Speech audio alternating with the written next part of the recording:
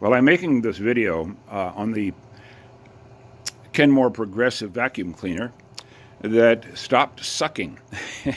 I could not figure out why. I put a brand new bag in it, put it all together, and could not get it to suck. And thought it was my filters. Finally figured out that the hose was blocked. That I guess my wife had vacuumed the carpet for a long time after the light came on saying check the bag, or someone did, maybe me.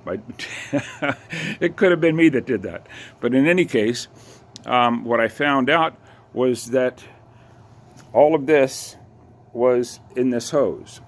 And the difficulty is trying to get this apart. I took the screws out. There's no way in the world that I could figure out how to get this head off so I could run a straight rod through here. But what I finally ended up doing, because you could notice at the end of the hose on this end,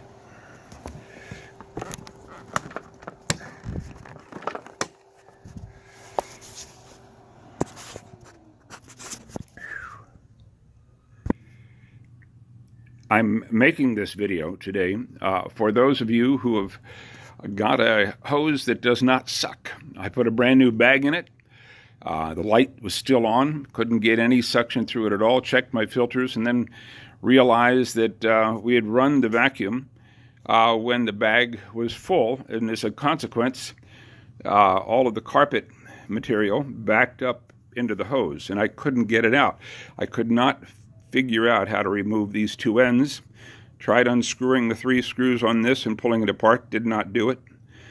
But then saw just a little bit of fuzz sticking out of the edge of the end that fit into the vacuum itself.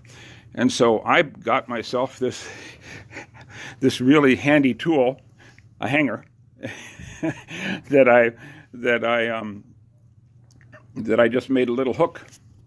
You straighten it on the end of it, bent it, and then started running it down and pulling it out, just a little bit at a time. After a couple of inches, you can't get it out anymore, so you have to hook up the hose again to get all of this blockage moved toward the bag, and then you just continue to do that. Over a half an hour, I finally managed to get all of this out of the hose with this little hanger, but also I had this tool at the end that made it very easy. I had this tool that I bought many years ago to fish screws and bolts that I lost in the engine of the car while I was trying to fix it. So in any case, that helped get it out. But that's really, you don't have to buy a new vacuum, because I was actually thinking that my vacuum was broken. But it was just our failure to remove all of the garbage from the hose. So I hope that little fix will save you some time and trouble and keep you from going out and buying a new vacuum.